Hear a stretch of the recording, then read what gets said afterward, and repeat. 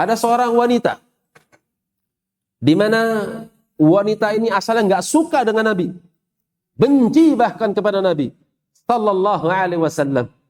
Namun pada akhirnya wanita ini pun mau kepada Nabi Sallallahu Alaihi Wasallam dan menjadi istrinya.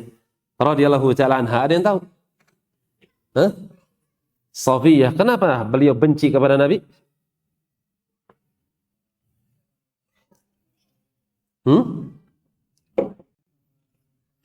Masya Allah. Karena Safiyah bintu Huyai ibn Akhtab, Yahudi. Bapaknya berkhianat dengan Rasul Sallallahu Alaihi Wasallam setelah adanya perjanjian. Ternyata mereka berkhianat, akhirnya terjadi peperangan. Setelah terjadi peperangan, maka ternyata suku Huyai ibn Akhtab itu dikalahkan oleh kaum muslimin, sehingga terbunuhlah Huyai. Demikian pula suaminya Safiyah terbunuh, keluarganya terbunuh. Kemudian Safiyah menjadi tawanan Nabi Muhammad Sallallahu Alaihi Wasallam.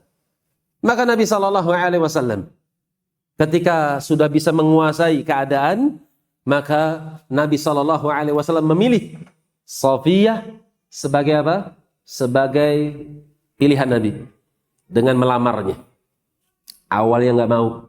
Kenapa? Karena benci. Tapi disebabkan karena tawanan, daripada pindah ke tangan orang yang tidak bertanggung jawab menurut beliau radhiyallahu taala anha, maka beliau lebih memilih Nabi, pasrah di tangan Nabi Sallallahu Alaihi Wasallam. Dan ternyata dengan sebab itu keluarga Safiyah yang ditawan oleh kaum muslimin itu langsung dibebaskan. Kenapa dibebaskan? Karena pemimpin mereka Safiyah, keluarga Huyai ibn Akhtab, itu sudah dipersunting oleh Nabi Sallallahu Alaihi Wasallam, sehingga mereka para sahabat merasa nggak pantas kalau kami menawan keluarga besannya Muhammad Sallallahu Alaihi Wasallam. Maka Safiyah disebut dengan apa? Imra'atun mubarakatun, perempuan yang membawa berkah buat keluarganya. Maka para sahabat radhiyallahu ta'ala anhum yang masih menawan keluarga Safiyah langsung segera memerdekakannya, disebabkan Safiyah sudah menjadi bagian keluarga Nabi Sallallahu Alaihi Wasallam. Tapi dendam tetap ada. Dendam tetap ada. Kenapa? Manusiawi, wajar. Ya antum bisalah ambil ibrah. Orang yang paling dicintai dibunuh, suaminya. Ayah yang dikagumi, yang dibanggakan dibunuh. Wajar kalau hati antum sedih. Ini adalah pembunuh ayah saya. Ini adalah pembunuh suami saya. Sampai-sampai para sahabat radhiyallahu ta'ala anhum, ketika Nabi Sallallahu Alaihi Wasallam nikah dengan Safiyah, kamarnya dijagain oleh para sahabat radhiyallahu ta'ala anhum. Khawatir kalau nih wanita balas dendam, Nabi kita dibunuh oleh Safiyah radhiyallahu ta'ala anha. Tapi ketahuan oleh Nabi Sallallahu Alaihi Wasallam dan mereka para sahabat untuk dipersilahkan untuk udah nggak usah urus masalah ronda, udah tinggalkan saja. Allahu ma'i, Allah bersama Nabi Sallallahu Alaihi Wasallam. Dendam tetap ada, kekecewaan tetap ada, wajar manusiawi. Bapaknya dibunuh, suaminya dibunuh, keluarganya dibunuh. Karena Nabi Sallallahu Alaihi Wasallam ya'tadiru. Tapi lihat dia rumah tangga ya. Ini pelajaran buat kita. Ketika kita mendapati istri kita ngambekan, istri kita ngadat tuh, ibarat mobil mogok nggak bisa dipakai. Apa tugas kita? Ganti mobil? Ya enggak. Lihat Nabi Sallallahu Alaihi Wasallam. Karena ya'tadiru, beliau selalu minta udzur. Ya Safiyah, aku terpaksa bunuh bapakmu, aku terpaksa bunuh suamimu, aku terpaksa bunuh keluargamu karena mereka yang mengkhianati aku.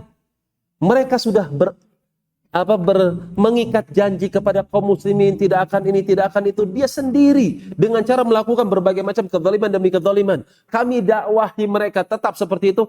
Akhirnya terjadi peperangan dan Allah takdirkan mereka adalah korbannya. Terus Nabi, maka ketika Nabi terus memberikan contoh yang baik dalam rumah tangganya, selalu meminta uzur kepada istrinya, sampai-sampai yang tadinya benci berubah menjadi cinta. Apa sebabnya? Suami mau ngalah. Sama siapa? sama istri. Bukan suami takut sama istri, bukan.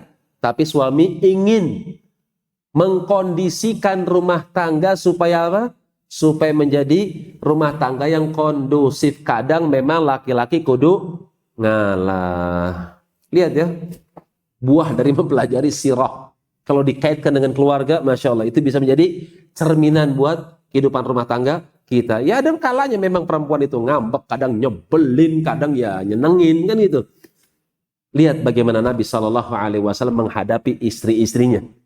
Sampai satu saat, Sofia itu kan rada gemuk di akhir kehidupan bersama Nabi SAW, rada gemuk, sebagaimana disebutkan dalam Al-Adabul Mufrad. Ketika ingin naik unta, susah. Maka Nabi SAW ngebungkukkan badannya dengan mempersilahkan Safiyah untuk menginjak paha Nabi SAW. Beliau ngebungkuk, bukan ruku, tapi ngebungkuk dengan mendirikan, menumpukkan kaki apa? Menjadikan lututnya, ditumpukkan lututnya supaya pahanya dijadikan sebagai anak tangga untuk Safiyah agar bisa naik ke seekor unta. Ini perlakuan luar biasa. Perlakuan luar biasa dari Nabi Sallallahu Alaihi Wasallam. Ya paling enggak antum punya mobil, ya bukakan pintu buat bini.